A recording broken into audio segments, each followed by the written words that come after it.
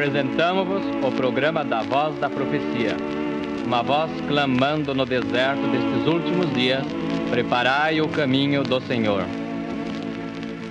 Breve virão, Jesus em breve virá. Saudações às Américas e aos ouvintes de todas as terras. Nosso quarteto, Arautos do Rei, cantará Bendita Segurança. Que segurança sou de Jesus, eu já desfruto gozo da luz. Sou por Jesus, herdeiro de Deus, Ele me leva à glória dos céus.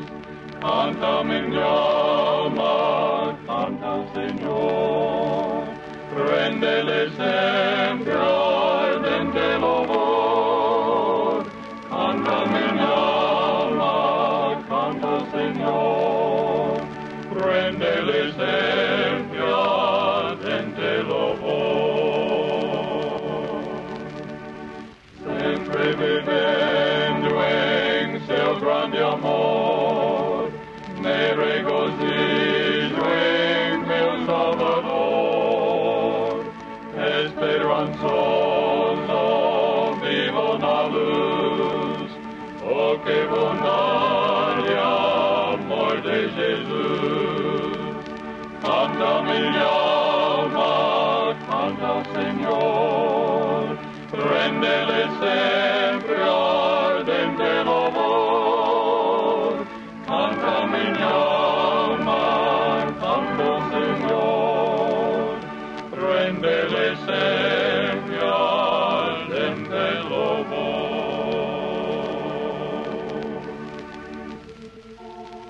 Amado Pai Celestial, santificado seja o Teu nome. Vimos a Ti implorar que neste dia abençoes nossos ouvintes em todas as partes do mundo. Lembra-te especialmente dos aflitos e dos desanimados. Possam eles sentir que estás perto deles. Se conosco ao estudarmos Tua palavra, pedimos em nome de Jesus.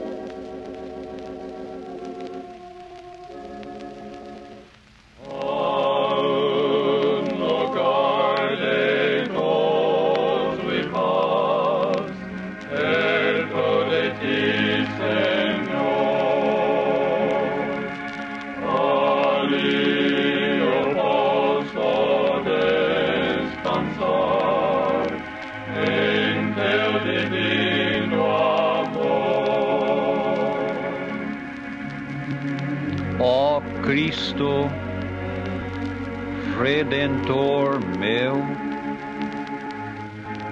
vindo dos altos céus,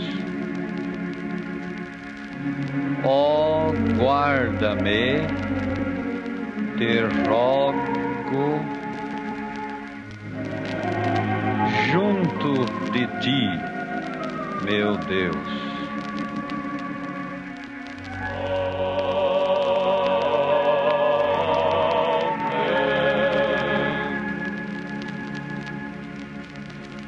Temos hoje um importante anúncio a fazer.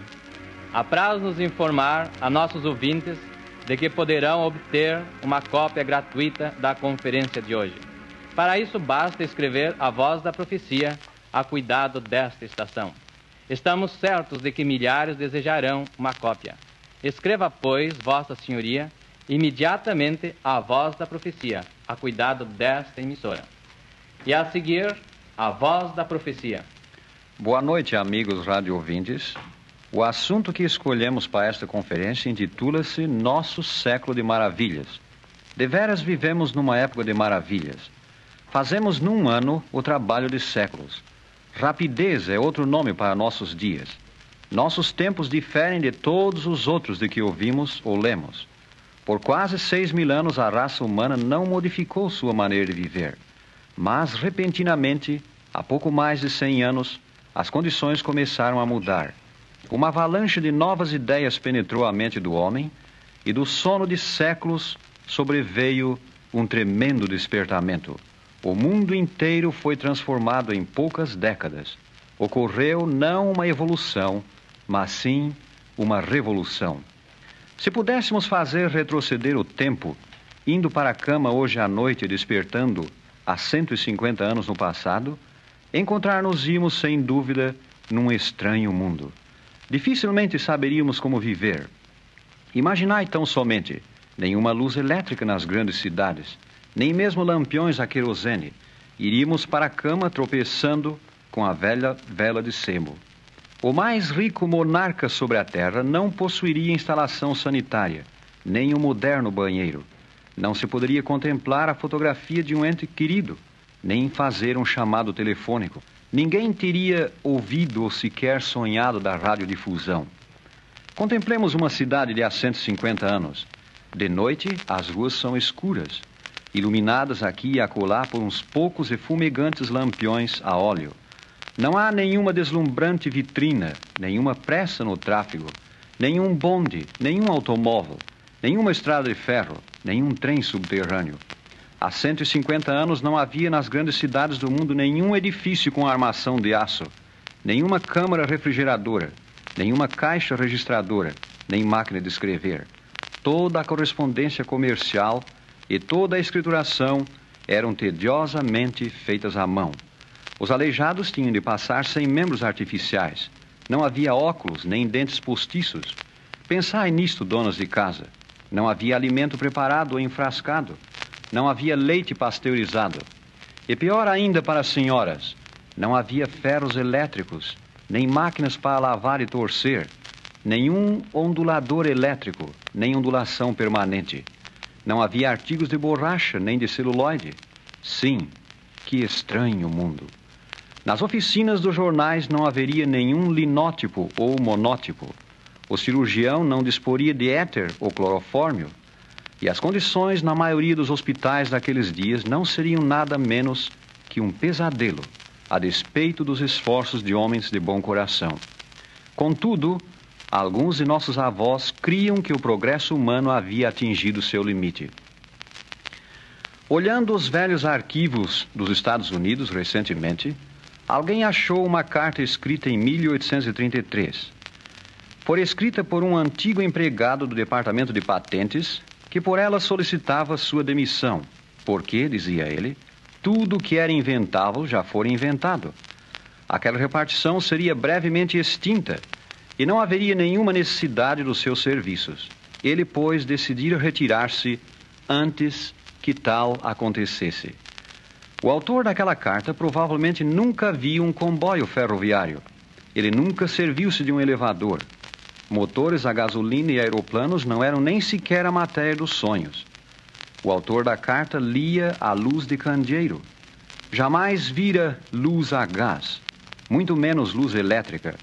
Nunca ouviu o ruído do telégrafo, e o telefone lhe pareceria uma viagem à lua. O cinema lhe faria lembrar a magia negra, e a ideia de que se poderia inventar uma máquina com a qual o homem voaria por cima das nuvens como um pássaro, ter-lhe parecido totalmente absurda. O prelo moderno, o linótipo, os raios-x, o rádio, tais coisas ainda estavam por inventar e muito depois que ele estivesse morto. Ele não poderia imaginar o automóvel, não poderia sonhar de que se faria um canhão capaz de lançar granadas a mais de 110 quilômetros. Agora mesmo as invenções se sucedem tão rapidamente que já não nos maravilhamos ao aparecer mais uma. A televisão já se anunciou à porta. Já se aperfeiçoaram máquinas que podem tornar uma pessoa invisível. O que significam estas coisas? Ao chamar a atenção para as maravilhas de nossa época, não é o nosso propósito meramente despertar admiração, mas sim mostrar a significação destas coisas à luz da palavra profética. Qual a razão de essas máquinas que nos poupam o trabalho, bem como dessas maravilhas de comunicação e transporte, terem vindo justamente em nosso tempo? Por que foram elas todas deixadas para este último século? Aqui se contém uma lição para todo mundo. Elas são um sinal da parte do próprio Deus Altíssimo. Todas essas invenções ocorreram exatamente desta maneira e neste tempo, como cumprimento da antiga profecia das Santas Escrituras. E elas vieram a ser a fim de que Deus as empregue na execução do seu propósito na terra. Lemos a aludida profecia em Daniel 12, versículo 4. Tu, porém, Daniel, encerra as palavras e sela o livro até o tempo do fim. Muitos correrão de uma para outra parte, e a ciência se multiplicará. O profeta Daniel é aqui instruído a selar o seu livro até um tempo futuro, chamado o tempo do fim. Nesse tempo do fim, seu livro, bem como todas as grandes profecias das Sagradas Escrituras, seriam feitos conhecidos e largamente disseminados sobre a terra. Para este fim, a ciência se multiplicaria e muitos correriam de uma para outra parte. Não é este um quadro fiel nos nossos dias? O mundo inteiro está numa corrida. Ponderai de novo as palavras do profeta. No tempo do fim, muitos correrão de uma para outra parte e a ciência se multiplicará. Pensai no aumento de rapidez nos meios de transporte nesta última geração. Comparai a antiga diligência com o trem moderno. Em 1817, um membro da legislatura de Nova York passou a ser considerado digno de uma camisa de força por expressar a crença de que os veículos a vapor seriam empregados com êxito. Um pouco mais tarde, em Lancaster, nos Estados Unidos da América do Norte, negou-se aos jovens da comunidade o uso do prédio escolar para a discussão do assunto de estradas de ferro, alegando a junta responsável as seguintes razões. A escola está às vossas ordens para discutir qualquer questão razoável, mas coisas tais como estradas de ferro e telégrafos são impossibilidades e positiva infidelidade. Se Deus tivesse planejado que suas criaturas racionais viajassem a vapor a assustadora velocidade de 24 km/h, Ele o teria claramente predito por seus santos profetas. Isto é um ardil de Satanás para levar ao inferno almas imortais. A 24 km/h. Os rápidos trens modernos fazem 160 km/h e poderão fazer ainda mais quando as estradas forem tornadas mais retas e dotadas de trilhos mais pesados. O primeiro anúncio de estradas de ferro publicado nas Américas apareceu num jornal norte-americano nessas palavras. Atenção! A locomotiva construída pelo Sr. Baldwin desta cidade partirá diariamente com uma composição de carros passageiros, havendo bom tempo. Havendo mau tempo, carros tirados a cavalo correrão no mesmo horário. A primeira estrada de ferro inglesa, a linha de Liverpool a Manchester, publicou uma lista de regulamentos para viajantes. Dela se lê: primeiro, toda pessoa que deseje viajar de Liverpool a Manchester ou vice-versa, ou em qualquer trecho da linha, deve, com 24 horas de antecedência, fazer uma petição ao agente local da estrada, mencionando nome, endereço, lugar de nascimento, idade, ocupação e a razão por que deseja viajar. Segundo, o agente, uma vez certo de que o peticionário deseja viajar por motivo justo e legal, emitir-lhe-á um bilhete, devendo o peticionário viajar no trem indicado no mesmo. Terceiro, os trens partirão da estação o mais perto possível do horário, mas a companhia não garante que eles atinjam seu destino. Quarto, os trens que não chegarem ao destino antes do escurecer pararão e passarão a noite numa das estações, devendo os passageiros providenciar hospedagem à sua custa. Quinto, a bagagem será transportada em cima dos carros e, caso venha a molhar-se, a companhia não se responsabiliza por prejuízos consequentes. Comparai com isto os nossos admiráveis trens modernos correndo noite e dia através de continentes. Deus previu o futuro. Ele olhou aos nossos dias e, pela pena da inspiração, pintou nossas estradas modernas, nossos rápidos trens e velozes carros a motor. Consideremos agora a surpreendente profecia de Naum 2, versículos 3 a 5. Os carros resplandecem de aço no dia do seu apercebimento, e as lanças são brandidas. Os carros andam furiosamente nas ruas. cruzam as praças em todas as direções, parecem como tochas, correm como os relâmpagos. Ele se lembra dos seus nobres, tropeçam no seu caminho, apressam-se para chegar ao muro dela, e a manta está armada.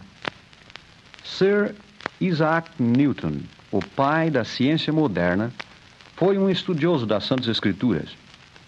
Previu ele que, em cumprimento das divinas predições, dar-se-ia um aumento de conhecimento e surgiria um meio de condução muito além do sonho da geração do seu tempo, o qual, sem dúvida, possibilitaria à humanidade viajar a 80 km por hora. O incrédulo Voltaire, inimigo aberto das Escrituras, ridicularizava tais ideias, dizendo: "Vede o dinâmico cérebro de Newton, o homem que descobriu a gravitação e nos revelou maravilhas que todos admiramos. Ao ficar velho e caduco, começou a estudar o livro chamado Escrituras Sagradas. E parece que, para mostrar fé no fabuloso absurdo desse livro, devemos crer que o conhecimento humano aumentará de tal maneira que seremos capazes de viajar a 80 km por hora.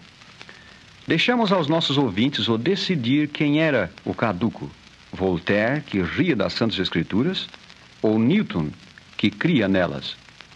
O profeta Naum disse: os carros resplandecerão de aço no dia do seu apercebimento. Chamavam-se carros os antigos veículos sobre rodas. O profeta pode estar aqui descrevendo os grandes e ruidosos carros de hoje, resplandecentes de aço. Os carros andam furiosamente nas ruas, diz o profeta, e cruzam as praças em todas as direções. Parecem como tochas, correm como os relâmpagos. Nossos carros modernos andam furiosamente nas ruas e cruzam as praças em todas as direções. À noite, os automóveis parecem tochas e correm quase como relâmpagos. Em conformidade com a profecia, rapidez no viajar identifica este século como o tempo do fim. O mundo tem certamente diminuído. Para dar a volta em redor da Terra, Magalhães, em 1517, gastou 1.126 dias. Thomas Cavendish, em 1588, partindo da Inglaterra, 781 dias. Nellie Bly, em 1889, de Nova York, de navio e por estrada de ferro, 72 dias, 6 horas e 11 minutos. Carlos Fitzmaurice, em 1901, de Chicago, 60 dias, 13 horas e 29 minutos. João Mears, em 1913, de Nova York, 35 dias, 21 horas e 36 minutos. O Graf Zeppelin, em 1929, 20 dias e 4 horas. Wiley Post, em 1933, 7 dias, 18 horas, 49 minutos e 30 segundos. E, finalmente, Howard Hughes, em 1938, 3 dias, 19 horas, 8 minutos e 10 segundos. Leiamos agora Isaías 60, versículo 8. Quem são estes que vêm voando como as nuvens e como pombas para as suas janelas? A palavra quem prova que se trata de pessoas, não de aves. Santos Dumont aspirou conhecer o que Salomão chamou o caminho da águia no ar. Provérbios 30, 19. Após sucessivas experiências em França, conseguiu ele, em 1901, realizar o primeiro voo em dirigível.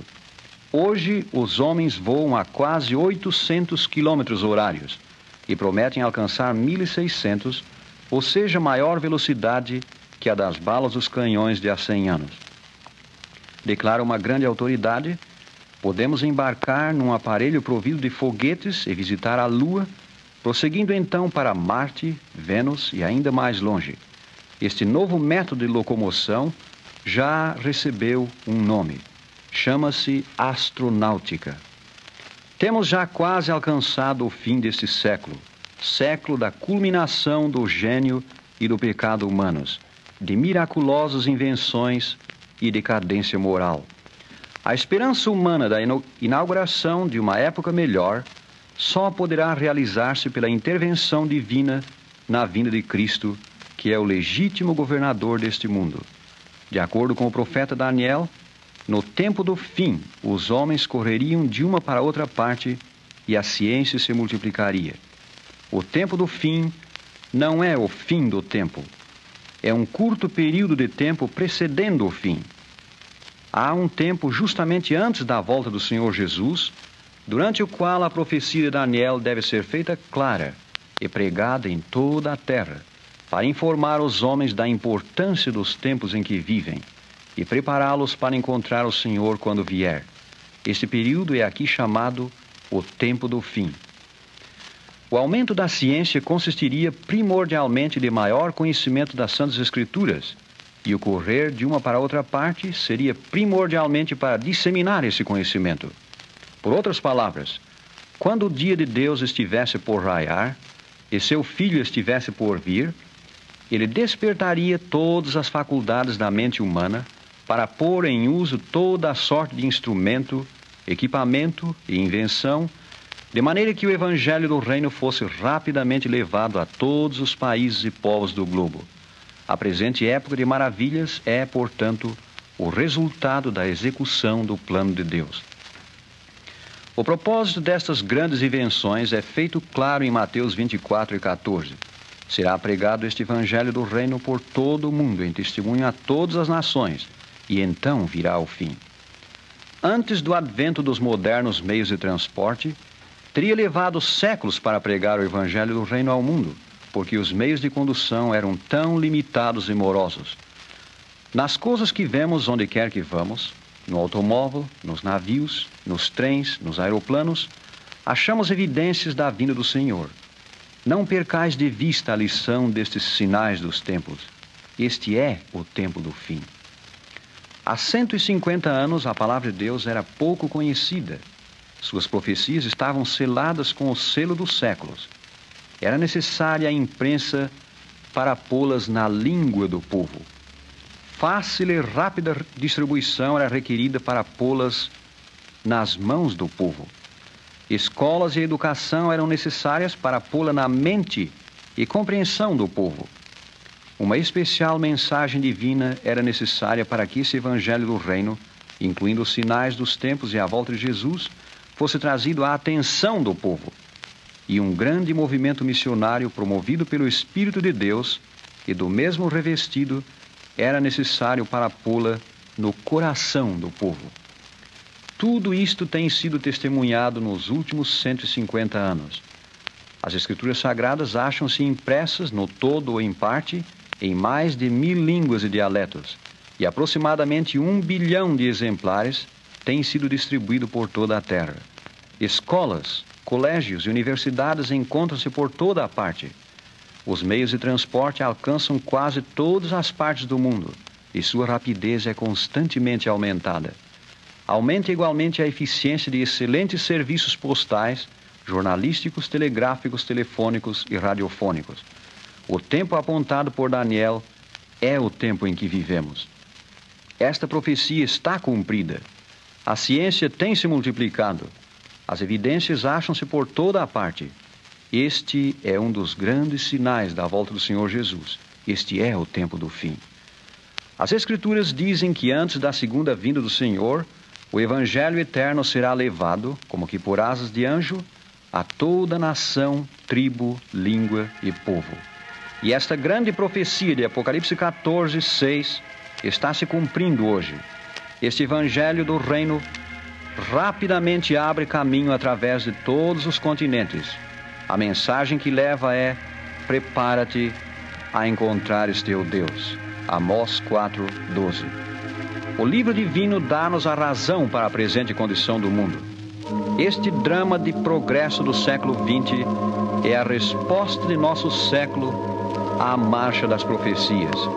Revelam também as Escrituras que o fim desta época marcará o começo do novo dia de Deus para a humanidade. Então, a transformada civilização será uma utopia aperfeiçoada num mundo sem fim, o lar paradisíaco dos remidos de Deus. E nós, caro amigo, devemos estar lá.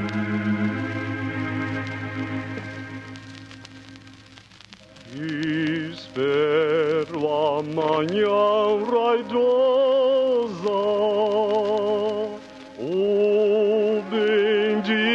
perto alvorecer,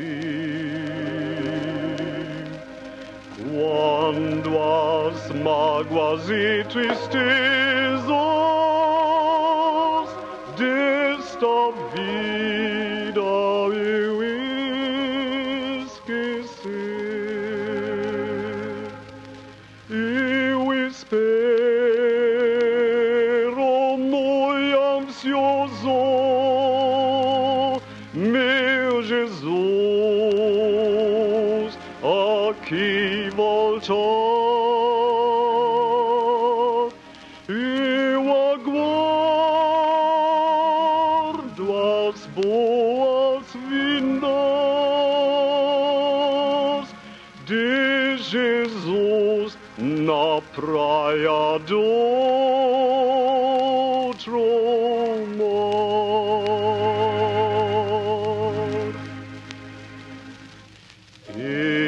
Espero, confio, aguardo o celeste lar de amor, como um viajor saudoso quero a vinda do Senhor. Eu espero muito ansioso meu Jesus aqui voltar. Eu aguardo as boas-vindas de Jesus na praia do outro mar.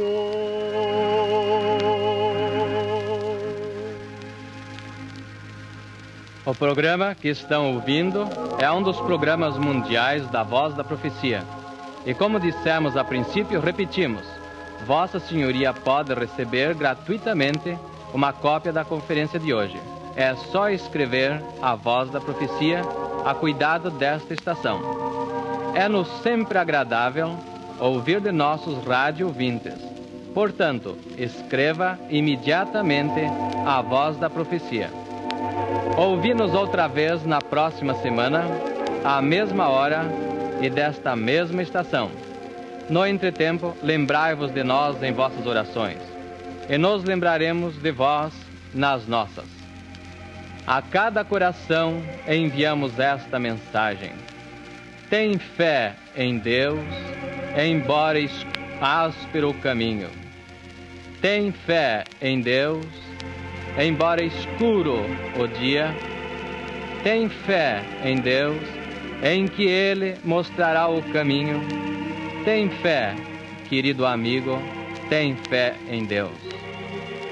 E agora não vos dizemos adeus, mas sim, Jeová te abençoe e te guarde. Jeová faça resplandecer o seu rosto sobre ti e se compadeça de ti. Jeová levante sobre ti o seu rosto e te dê a paz.